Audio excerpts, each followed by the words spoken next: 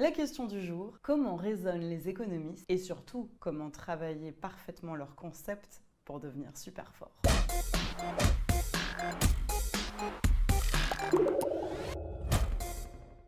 Si vous débutez en économie, vous pensez peut-être que c'est une discipline qui répond à des questions du type « Pourquoi y a-t-il du chômage ? Est-ce le bon moment pour acheter un appartement ? Ou est-ce que l'histoire du capitalisme est constituée d'autant de crises financières parce que les banquiers sont des méchants ?» Et vous avez raison. Les banquiers sont des méchants ? Je voulais plutôt dire vous avez raison, la science économique permet en effet d'aborder ces différentes questions. Mais elle permet aussi de réfléchir à d'autres questions plus étonnantes. Par exemple, la légalisation du cannabis. Alors, je pensais pas du tout à ça. Mais oui, évidemment, l'économie permet de réfléchir à la légalisation du cannabis, mais aussi à d'autres questions. La légalisation de l'avortement pourrait-elle induire une diminution du taux de criminalité ? Ou le choix d'un prénom forgerait-il un destin ?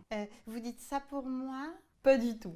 C'est juste pour vous dire que l'économie permet de traiter des sujets auxquels vous n'avez pas forcément pensé d'emblée. Mais là, ce que vous venez de dire, c'est plutôt de la sociologie ou du droit, non ? Eh bien, justement, non. Évidemment que ces disciplines ont aussi quelque chose à en dire, parce que ces questions peuvent être aussi abordées par le prisme de la sociologie ou par le prisme du droit. Mais ce qui caractérise une discipline, et c'est vraiment très très important de comprendre ça, ce qui caractérise une discipline, ce n'est pas son ou ses objets d'étude, c'est la méthodologie qu'elle utilise pour étudier ces objets. Une discipline, c'est comme une fenêtre à laquelle vous pouvez vous placer pour pouvoir observer le réel.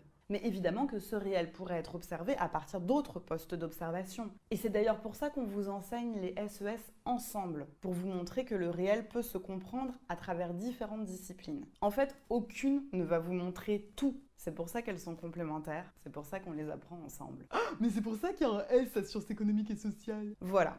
Et pour bien travailler, il faut absolument comprendre que chaque discipline a une méthodologie, une manière de raisonner qu'il va falloir s'approprier. En économie, comme pour plein d'autres disciplines, il faut 1. Connaître des concepts, donc apprendre des notions, un vocabulaire. 2. Connaître ses outils, sa méthodologie. 3. Connaître des exemples dont vous aurez besoin pour étayer vos raisonnements. Pour les exemples, c'est très facile. Il y en a dans votre cours, il y en a dans le cours en ligne, il y en a dans ces vidéos et surtout, vous avez tout à fait le droit d'inventer les vôtres. Les exemples sont vraiment nécessaires parce que justement, le principe d'une discipline, c'est d'appliquer ses concepts et sa méthodologie à des choses concrètes. Donc, dans un raisonnement, il va vous falloir des exemples. Voyons maintenant, justement, comment travailler ces notions et cette méthodologie. Dans votre cours d'économie, celui que vous avez en classe, celui de votre manuel, celui que vous pouvez trouver en ligne sur le campus de l'innovation pour les lycées, ou bien celui de nos vidéos, on va vous expliquer des notions. Dans cette série de vidéos, les notions, elles vont s'afficher ou bien comme ça, ou bien comme ça.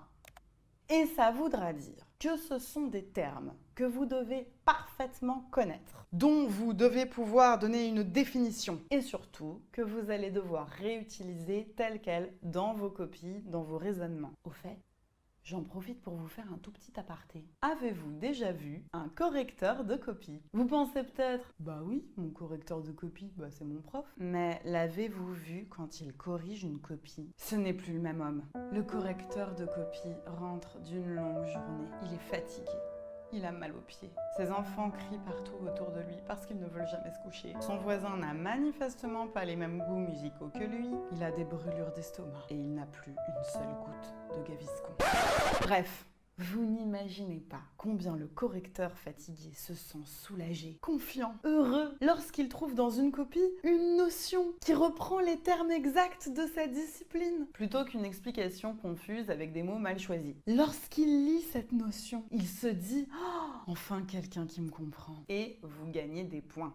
Donc, votre premier job d'élève, si vous voulez utiliser ces vidéos de la meilleure manière, c'est tout simplement de vous faire un petit lexique des notions qui vont s'afficher et puis de les intégrer comme un nouveau vocabulaire. Refermons cet aparté. Même si vous oubliez cet aspect très scolaire, même si vous n'avez aucune place dans vos vies pour compatir aux problèmes des correcteurs fatigués, dites-vous bien que ce qui est intéressant, ce qui est rigolo quand on apprend une nouvelle discipline, c'est justement d'attraper ces notions pour pouvoir ensuite les utiliser comme plein de petites fenêtres qui vont vous permettre d'appréhender n'importe quoi avec un point de vue nouveau. Un point de vue qui vous fera progresser et vous donnera des clés pour percer les mystères d'une réalité toujours plus mystérieuse et complexe.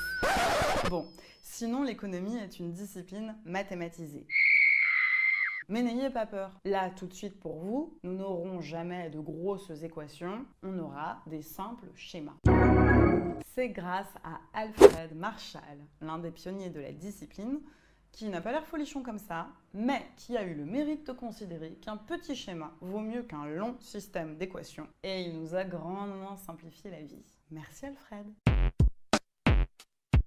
Comment bien apprendre ces schémas ? Je vous promets que même si vous êtes très doué, même si les schémas vous paraissent hyper simples, il ne suffira pas de les regarder dans votre cours, dans votre manuel ou même dans ces vidéos avec la magnifique animation qu'on a concoctée pour vous pour les retenir. Il faut les retracer. 1 fois, 2 fois, 3 fois, 100 fois, 1000 fois. Chaque fois que vous allez voir un schéma se tracer à l'écran, retracez-le. Chaque fois que vous révisez un chapitre avec un schéma, retracez-le. Chaque fois que vous expliquez un cours à votre petite sœur avec son schéma pour vérifier que vous l'avez bien compris, retracez-le. Quand vous avez une insomnie parce que votre petite amie n'a pas répondu à votre dernier message, retracez-le. En gros, retracez vos schémas. Arrêtez-vous quand même un peu avant d'avoir la tête du correcteur fatigué. Si vous avez retracé un schéma quelques dizaines de fois, c'est déjà bien. Mais pour être sûr de l'avoir totalement bien compris, il faut vous l'être approprié. Et ça veut dire qu'il faut que vous sachiez déplacer ces courbes, changer leur pente et comprendre ce que ça signifie.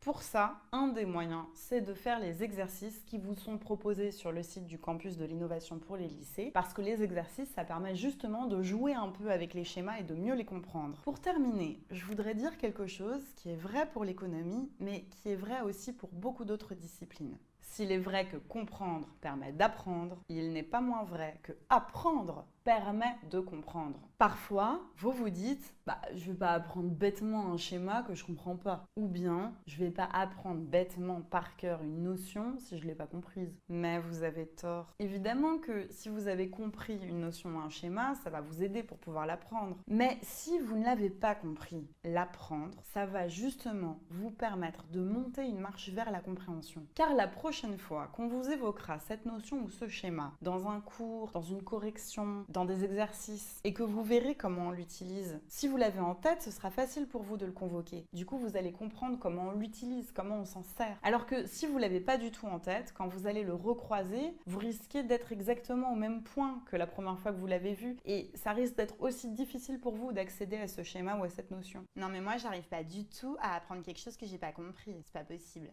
Est-ce que vous pouvez me répéter supercalifragilisticexpialidocious? Supercalifragilisticexpialidocious. Et ben voilà, tout le monde peut apprendre bêtement.